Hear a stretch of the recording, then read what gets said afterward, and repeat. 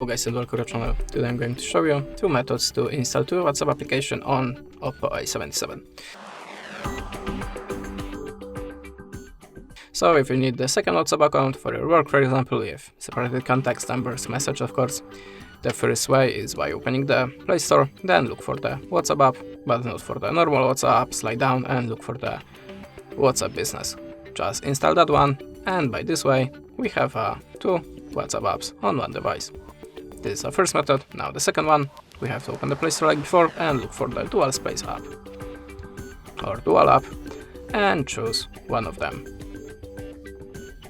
Now just give me a second.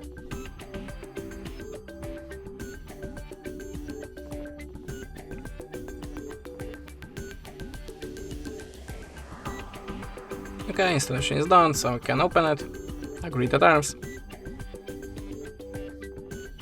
and allow permissions to files. Now just open the WhatsApp and whole process starting automatically, and now we are creating next WhatsApp application on your device. That's it. Thanks for the watching, leave us a subscribe or a comment, and goodbye.